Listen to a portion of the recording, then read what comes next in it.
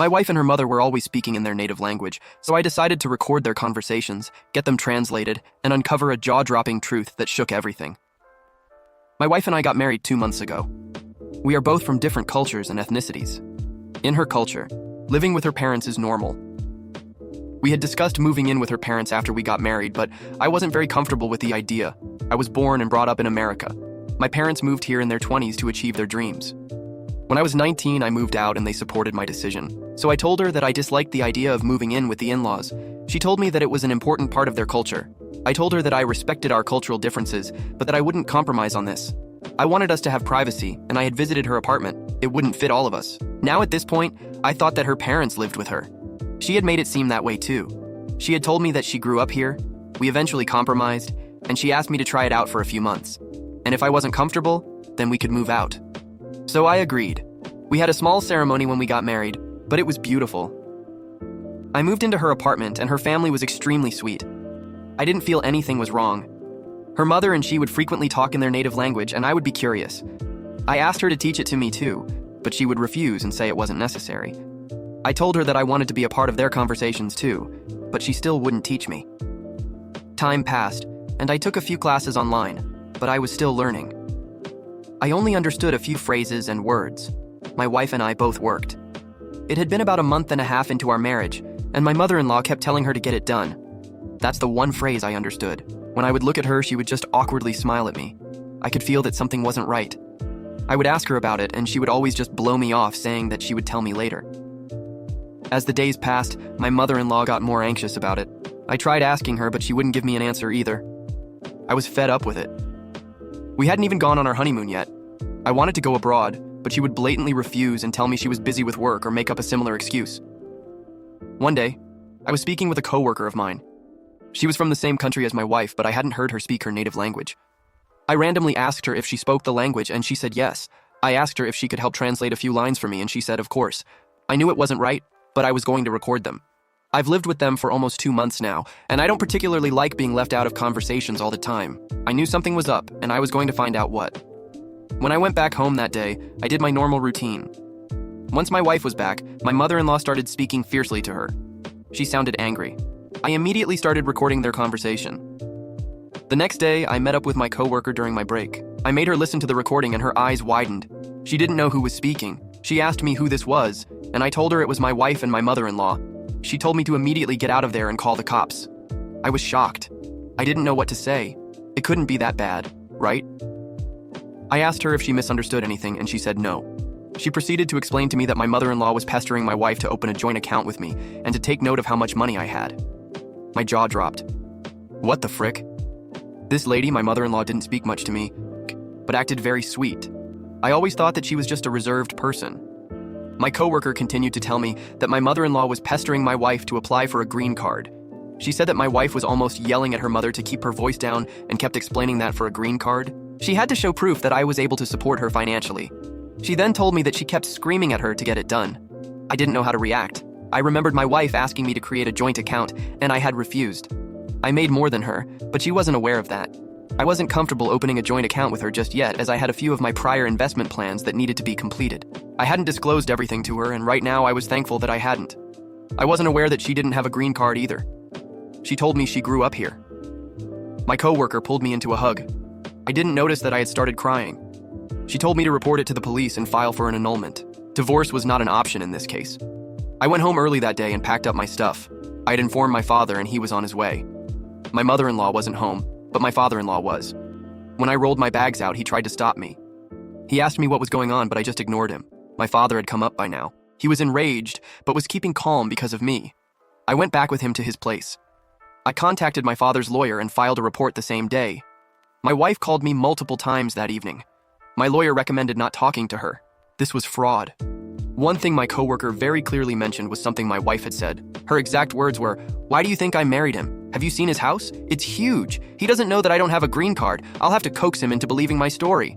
We're married now, but we need to wait to make our move." Looks like that a whole forgot that annulment was an option. The audacity they had to speak all of this out in the open right in front of me. It's a good thing I have proof. I don't know how long this will take, but I'll update you all soon. Update 1. 6 months later, the annulment of my marriage has been granted. You should have seen her face when she knew that I knew. I can't believe I got sucked in by her. I actually thought she loved me. I wanted to ask her why, if she actually ever loved me, but the answers were all there in that recording. My lawyer warned me not to contact her during that period. It was better that way. My parents could see how shattered I was over this. I couldn't help but think that if I hadn't recorded them, I would have never known. I would have never thought about this happening, or that these were her intentions. I know many of you have asked what her native language is and which country she is from. I haven't mentioned that information because I don't want to promote any stereotypes. Of course, charges were pressed against her and she had to pay for them. There are a few other things I cannot make public. What I can tell you is that she won't get away with it. There are chances that she and her family may get deported. Her parents were here on a visitor's visa anyway. I'm still staying with my parents. I don't trust them one bit. I'm very grateful for my coworker. If it wasn't for her, I would have never known. And that's horrifying to me. I'm just trying to move on now. Thank you all for your support. NTA. At first, I thought OP was stupid to just trust the coworker's word, but then I realized I was stupid. Nobody would joke about a situation like this. It's a good thing she got out of that ASAP while reading this. I was praying the OP wouldn't confront them by herself like in those dumb movies. Good thing my gal is smart and just quietly packed and got out of there. NTA, I feel so bad for the OP, poor girl, P. I can't imagine anyone going through a situation like this just 2 months into their marriage. But on the bright side, it's better she found out now than later. Not gonna lie, it would have been terrible if OP confronted her by herself. These types of people, who knows what they're capable of. For the people saying that she should have done more research on her background or found out more about her family. Now you can watch the second part on her background or found out more about her family. Months had passed since the annulment, and I was doing my best to move on, but the betrayal still lingered in my mind like a scar that wouldn't fade. My parents had been my rock through all of this, but I could tell they were worried about me. I had thrown myself into work, avoiding any thoughts of relationships or trust. My coworker, the one who had translated the recording for me, had become a close friend, checking in on me frequently, ensuring I wasn't completely isolating myself. I appreciated her concern, but no matter how much I tried to act normal, there was still a bitterness inside me that refused to let go. It wasn't just about the failed marriage, it was about the sheer manipulation, the deceit, the fact that I had been nothing but a stepping stone for someone else's gain. I kept wondering, did she ever feel anything for me even for a second? Or was every moment, every smile, every kiss just part of her plan? I knew I shouldn't dwell on it, but the thoughts crept in at night when everything was quiet. Then, one evening, as I was coming back from work, something happened that sent a chill down my spine. My phone buzzed with an unknown number. I almost ignored it, but curiosity got the better of me. "Hello?" I answered hesitantly. Silence. Then a deep breath. And then, a voice I hadn't heard in months. "Please don't hang up," my ex-wife said. My heart pounded in my chest.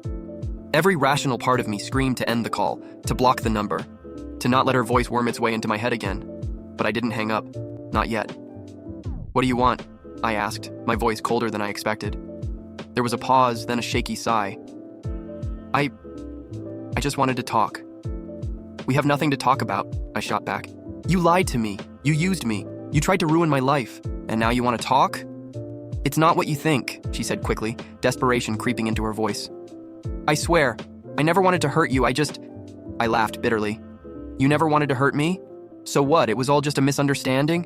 That recording was fake? You didn't say those things?" She was silent for a long moment. "I did," she admitted finally. "But you don't know everything." "I know enough," I said, my patience running thin. "You married me for a green card. You and your mother planned it from the start. You didn't even care about me. I was just a means to an end." "That's not true," she snapped, and for the first time, there was real emotion in her voice. "Yes, my mother pushed me into it. Yes, I lied about some things, but She hesitated, as if struggling to find the words. "I didn't expect to actually fall in love with you." My breath caught in my throat, but I forced myself to stay calm. "You don't get to say that," I said, my voice low. "You don't get to rewrite history just because you got caught." "You think this has been easy for me?" she said, her voice cracking. "You think I haven't suffered? I lost everything. I lost my job. I lost my home. My family is being deported, and whose fault is that?" I cut in sharply. You made your choices. Now you're dealing with the consequences." "Please," she whispered. "I just wanted to hear your voice. Just once." I clenched my jaw. This was a mistake. I should have never answered. "Goodbye," I said firmly, and hung up before she could say anything else. My hands were shaking. I took a deep breath trying to steady myself, but her words echoed in my mind. "I didn't expect to actually fall in love with you." Lies. More lies.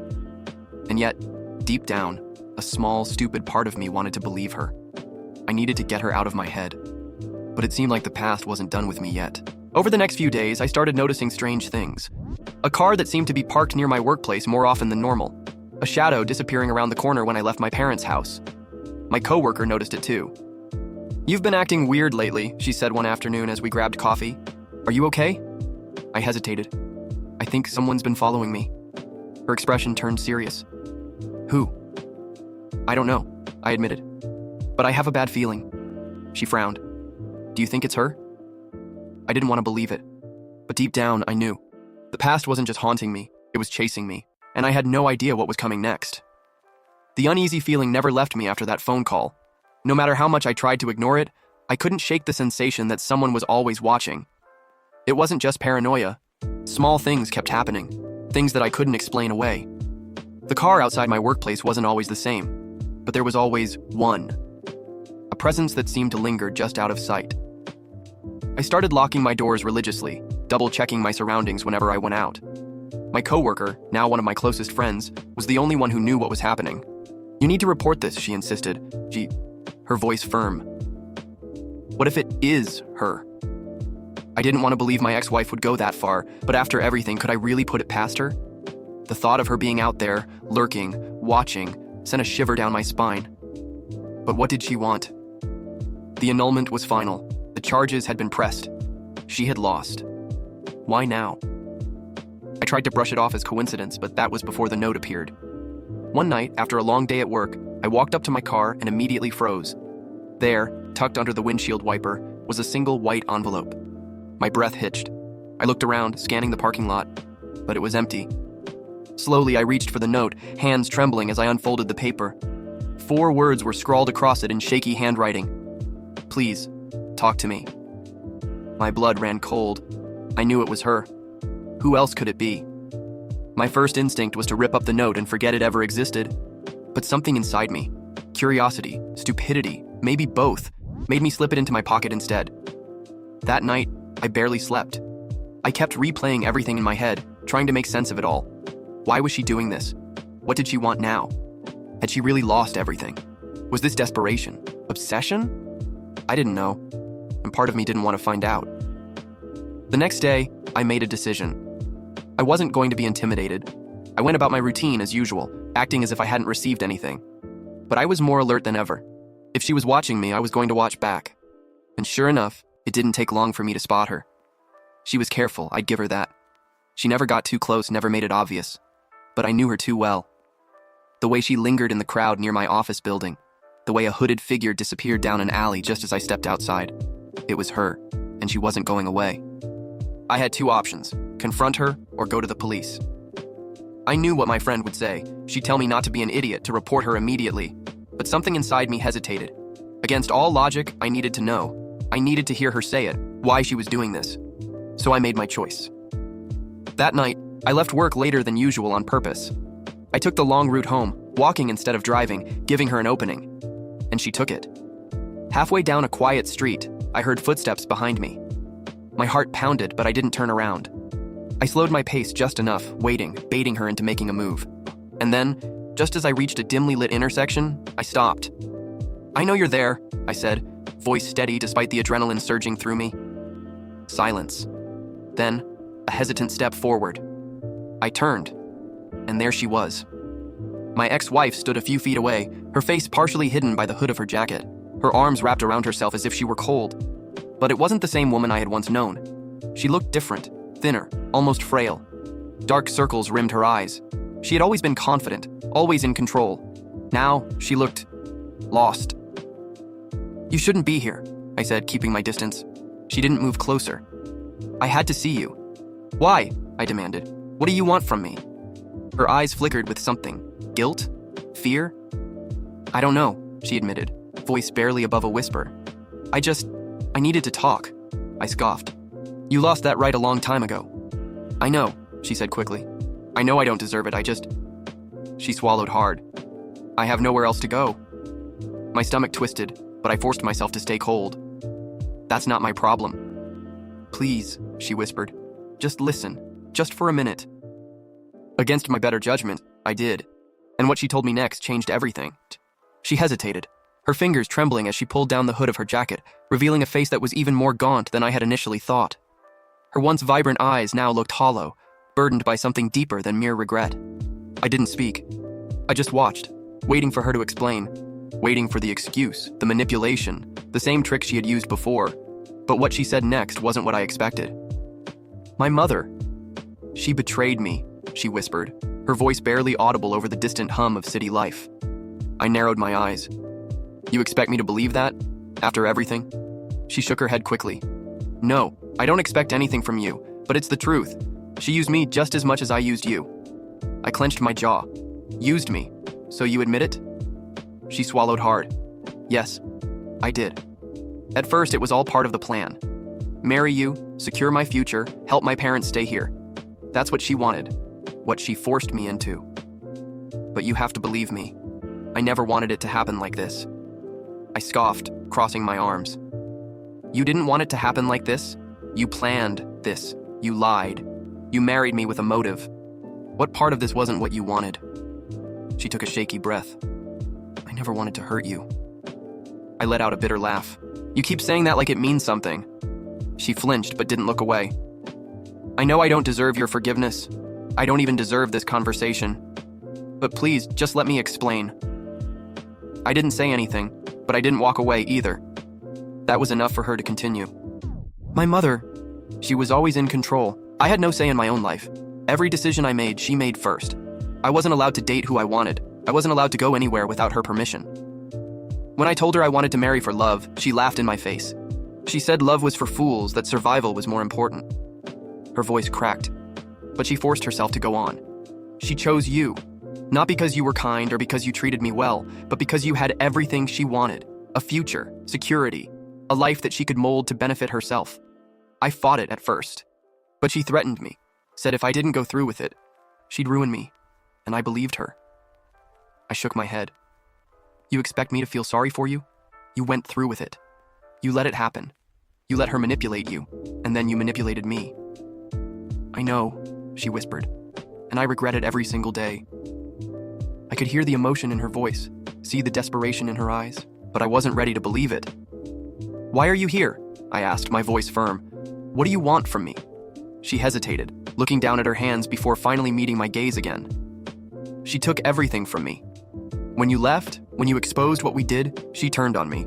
She said it was my fault, that I was stupid for getting caught, that I had ruined her plans. Then she disappeared. She left me with nothing. No money, no home, no way to fix any of it. And you think I care? I snapped. You think you can just come back into my life and I'll save you? No, she said quickly. I don't want anything from you. She hesitated, swallowing back whatever emotion was choking her. I just didn't know where else to go. I exhaled sharply, rubbing my hands over my face. I didn't want to hear this. I didn't want any of this. So what now? I asked, my voice flat. You want me to feel bad for you? To help you? She shook her head. I just needed you to know that I wasn't lying about one thing. She took a step forward, and for the first time, I saw real fear in her expression. I did love you. I felt something twist inside me, something I didn't want to acknowledge. I hated her. I hated what she did to me, what she put me through. But standing here, seeing her like this, it didn't bring me satisfaction. It didn't bring closure. It just made everything more complicated. You don't get to say that, I said, my voice quieter now. You don't get to rewrite the past just because you lost. I know, she whispered, but it's the truth. I shook my head. I can't help you. I know. She turned then, as if she had already accepted my answer, as if she had always known how this conversation would end. But as she walked away, disappearing into the shadows of the city, something inside me told me this wasn't over. That whatever was happening, whatever had driven her to come back, was just the beginning. The days that followed felt like a heavy fog hanging over my mind. I couldn't escape the conversation with her, the look in her eyes, the words she'd spoken. No matter how much I tried to push it aside, it lingered, an unsettling weight pressing down on my chest. I didn't know what to do with the information she'd given me. It wasn't like she had an answer to anything. She didn't apologize in the way I expected. She didn't beg for forgiveness. Instead, she had left, as quickly as she came, with only her confession and the same desperate look in her eyes. I had to admit, there was something in her voice that sounded real. something in her words that made it hard to simply write her off as a manipulator. But that didn't change anything. She had lied to me for months, used me for her own gain. That was the truth, and it was something I couldn't forget. I spent the next week with a constant gnawing unease. I went about my life as usual, but there was always this feeling of being watched, a sense of someone lurking in the background, waiting. I tried to reassure myself that it was over, that she was gone, but I knew better than to believe it. She hadn't really left. She couldn't have. Not after everything. The thought of her disappearing into the shadows again made my skin crawl. I began noticing things, small, insignificant things, but they were enough to set off alarms in my mind. A familiar car parked down the street at odd hours, someone lurking in a crowd just out of sight. Was she following me? Was she planning something else? It wasn't long before I had another encounter. This time, it wasn't in the streets, but in my own apartment. I came home from work one evening to find the door slightly ajar, just enough for me to see the faintest glimmer of light coming from inside. My heart raced. I hadn't left it open. My pulse pounded in my ears as I approached cautiously, every instinct screaming at me to stay away, to call the police. But I couldn't do that. Not yet. Slowly, I pushed the door open and stepped inside. The room was empty. My breath came out in a relieved rush, but that relief quickly turned to confusion as I noticed something strange. On the kitchen counter, there was a single folded piece of paper. I walked over, my hands trembling as I reached for it. My name was written on it in the same scrawled handwriting from before. I unfolded the paper with dread, my stomach dropping as I read the words. "I'm sorry. Please don't turn me in. I was wrong. Let me fix this." The message was vague, and I didn't know how to respond. It wasn't like I was considering forgiving her, but something about it, about her reaching out again, left me unsettled. What was she planning?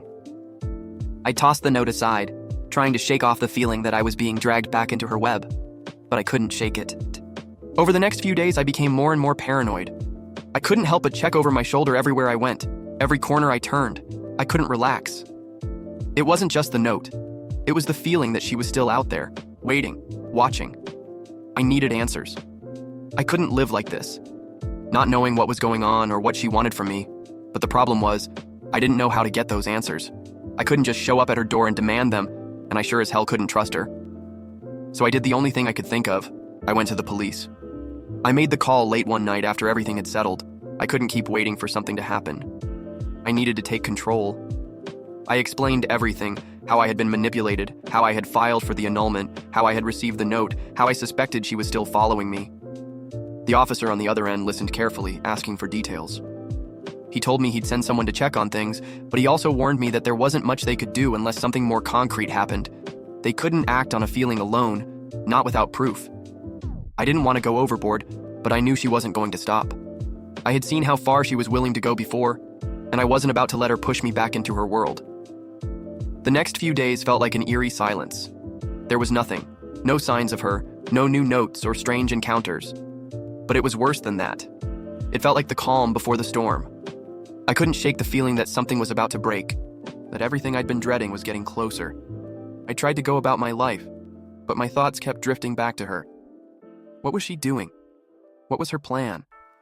I couldn't stop myself from wondering if she really had changed, if there was more to her than I had seen before. But I quickly shook off those thoughts. It didn't matter. None of it mattered. She had lied to me, betrayed me in ways I couldn't even begin to describe. I had no obligation to help her, to believe anything she said.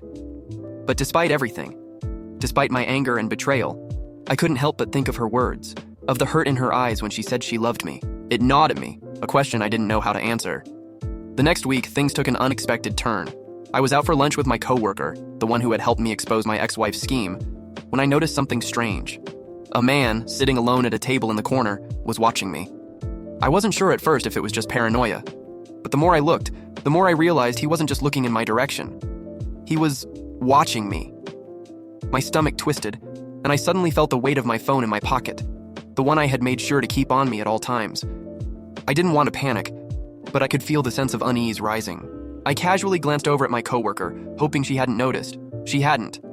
But as I shifted my gaze back to the man in the corner, he was gone. Just like that. Vanished.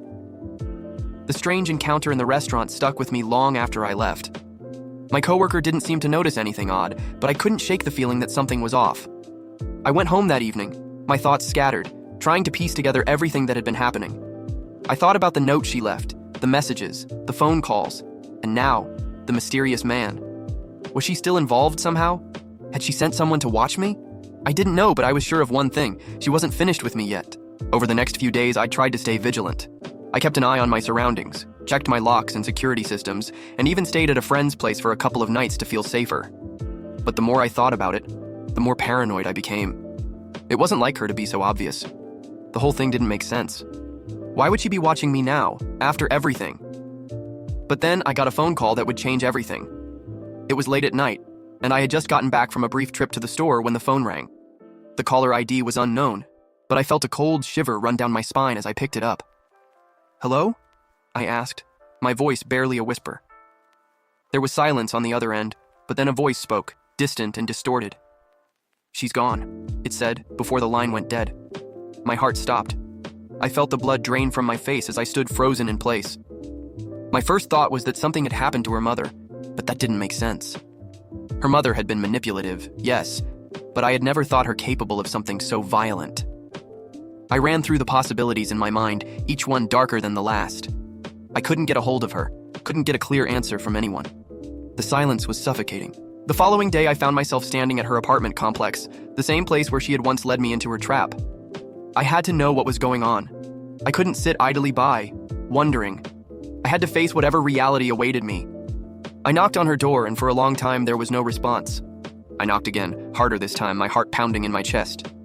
The apartment was silent, and just as I was about to turn away, the door creaked open. It wasn't her. It was a man I didn't recognize, someone I had never seen before. "Who are you?" I demanded, my voice tight with fear and frustration. He looked at me with a blank expression, as if he didn't know why I was there. "Is she here?" I asked again, my voice shaking. "Who?" he replied, feigning ignorance. "My wife." "Where is she?" The words slipped out before I could stop them. He hesitated, his eyes flicking nervously toward the hallway behind him. "She's not here," he finally muttered before slamming the door shut. My breath caught in my throat as the finality of the situation hit me. She was gone. Gone. And I had no idea where she was or why she had disappeared. Panic set in, and for the next few hours, I couldn't focus on anything. I kept replaying the phone call in my head, trying to make sense of it. The distorted voice, the cryptic message. She's gone. Gone where? What had happened? The only person who could tell me was the one person I couldn't trust. I felt a heavy sense of dread settle over me as I realized the depth of the situation. As much as I had tried to move on, to distance myself from everything that had happened, it seemed like I was still tangled in the mess she had created. That night, I couldn't sleep. I couldn't stop thinking about her. It wasn't just the guilt. It was something deeper, something I couldn't shake off. A sense of responsibility, perhaps. I had to know what happened to her. The following morning, I received a call that I wasn't expecting, a call that would shatter everything I thought I knew. The voice on the other end was familiar, but it wasn't hers. It was the voice of someone who worked in the same office as I did. "Are you sitting down?" they asked. Their tone serious. My stomach sank. "What's happened?" I whispered. "There's been an accident," they said, their voice filled with sorrow. "Your ex-wife? She's dead." I couldn't comprehend what I was hearing. "What?" I stammered, my pulse racing. "How?" The words didn't seem to make sense, and yet, they were coming through clearly. "She was found last night, at her mother's apartment. She took her own life." My heart seemed to stop in that moment. The air felt thick, and I couldn't breathe. I didn't know what to say, how to react. I didn't want to believe it. I couldn't believe it. How had it come to this? She had been so manipulative, so cold, but even so, I never expected this. It didn't make sense. I tried to wrap my head around the news, but nothing seemed to align. I wasn't sure whether to feel relief, sadness, or anger. The emotions were too complicated, too tangled. My mind raced as I thought back to everything, the manipulation, the lies, the way she had used me. But now, she was gone. It hit me with such force that I could barely stand. She had taken her own life, and despite everything she had done, I felt a pang of sorrow. I didn't know what kind of pain she had been in, what had driven her to that point. But I did know that I was left to carry the weight of everything that had happened between us, and I couldn't escape it. I hung up the phone, and for the first time in months, I felt utterly alone. The closure I had thought I wanted wasn't what I imagined. It didn't feel like a victory. It felt like a loss.